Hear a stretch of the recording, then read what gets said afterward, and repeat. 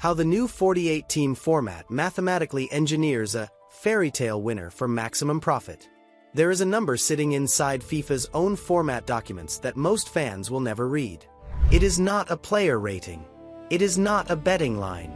It is the calculated probability that a low-ranked underdog survives long enough to become a global storyline, and it was built into the tournament on purpose. The 2026 World Cup didn't just get bigger. It got engineered. 48 teams, 12 groups, a brand new knockout round that has never existed in World Cup history. And behind every one of those numbers sits a financial projection worth more than the GDP of several small countries. Today we're breaking down exactly how FIFA redesigned the math of the World Cup. Why the format you're watching right now wasn't built for fairness, it was built for a feeling. And why that feeling is worth roughly $9 billion. Stick around, because by the end of this video you'll never watch a third-place finisher scrape through the group stage the same way again. Segment 1. The format they almost picked. Let's start with the version of 2026 that almost happened, because it tells you everything about why the final format exists. When FIFA first approved expansion to 48 teams back in 2017, the original plan wasn't 12 groups of 4. It was 16 groups of 3. 3-team groups meant fewer total matches, a shorter tournament, and, on paper, a cleaner path to the knockouts. There was one problem: math. In a 3-team group, the final match of the group stage can only have one outcome that matters to both remaining teams, and both teams know the exact result they need before kickoff. Football has already seen what that creates. In 1982, West Germany and Austria played a group match where both sides knew a narrow German win sent them both through. West Germany scored early, and for the rest of the match, almost nobody touched the ball with any real intent. It became known as the disgrace of Gijón, and FIFA has been trying to legislate against repeats of it for over 40 years. A 16-group, 3-team format in 2026 would have recreated that exact risk on a global stage, 48 times over. FIFA's own council acknowledged the collusion danger directly when reviewing the format. So in 2023, they scrapped it. What replaced it was 12 groups of 4, the format running right now, plus something new, a round of 32. Not the round of 16 you grew up watching.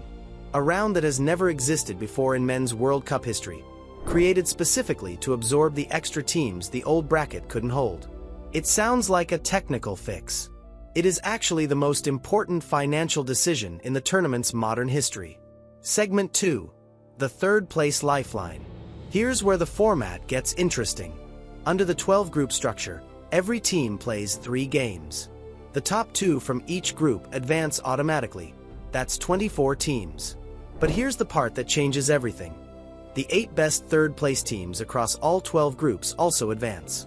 That means a team can lose 2 of its 3 group games and still make the knockout rounds, as long as the numbers line up right.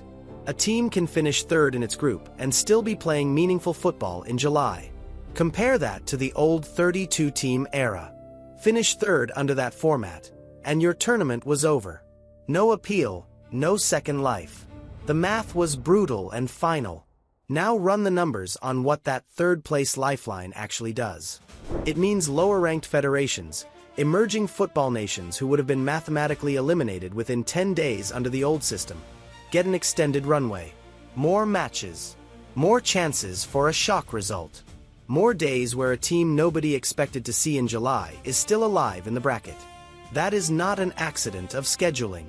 That is the structural seed of every underdog story the tournament is about to sell you. You can already see it playing out. The expansion handed Oceania its first-ever guaranteed World Cup slot, putting New Zealand on the global stage outside the old playoff lottery. Iraq is back at a World Cup for the first time in 4 decades. Smaller federations that would have needed a miracle just to qualify are now inside the bracket, with a realistic mathematical path to the knockout rounds instead of a ceremonial group stage exit. Think about what a fairy tale run actually is worth to a broadcaster. It is not just one team story, it is weeks of extended global attention on a nation that would otherwise have gone home after match day 3. More match days involving more countries means more domestic broadcast interest from more territories, which means more advertising inventory, which means more money.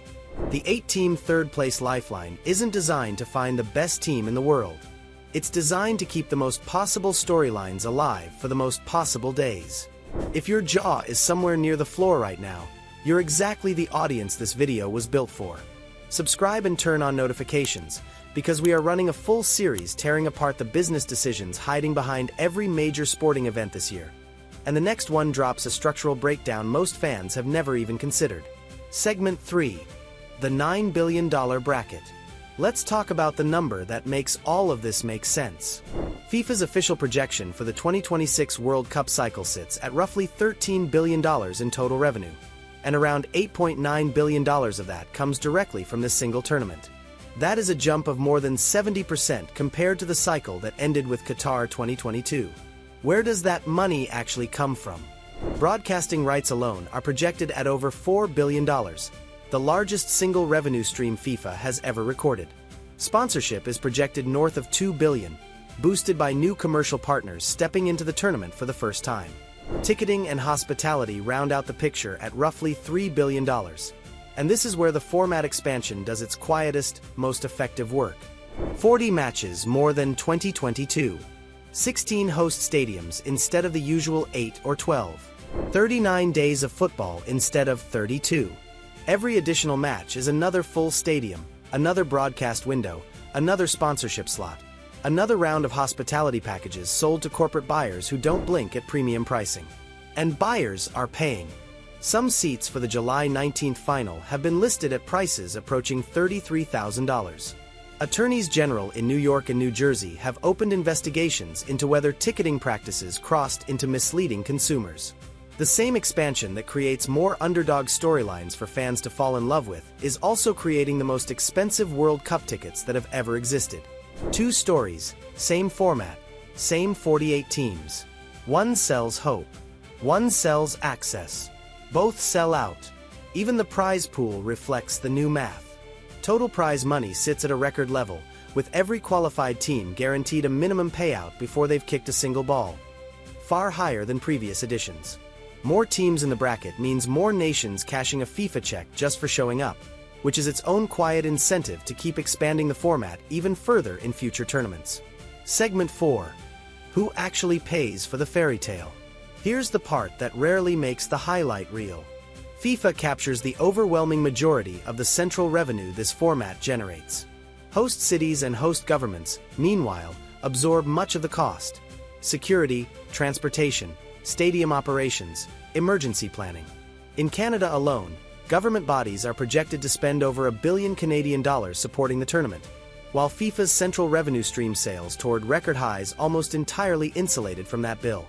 The expanded format that gives an emerging football nation its underdog moment is the same expanded format generating record profit for the people running the tournament, and record costs for the cities hosting it. So here's what's actually true about the 2026 World Cup, once you strip away the highlight reels. The format wasn't redesigned because FIFA suddenly fell in love with competitive balance. It was redesigned because a 3-team collusion risk was too dangerous to ignore, and because a 12-group, third-place lifeline structure happened to produce something incredibly valuable. More live football, more emotional storylines, and more days where almost every fan on Earth still has a reason to keep watching. The fairy tale isn't an accident. The fairy tale is the product. And the question worth sitting with as you watch the knockout rounds unfold is this. When that underdog team walks out for their round of 32 match against impossible odds, are you watching a miracle?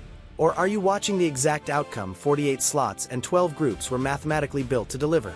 If this changed how you watch the rest of this tournament, that's exactly the point. Subscribe so you don't miss the next breakdown, and drop a comment below. Do you think the bigger format makes the World Cup better, or does it just make it bigger? See you in the next one.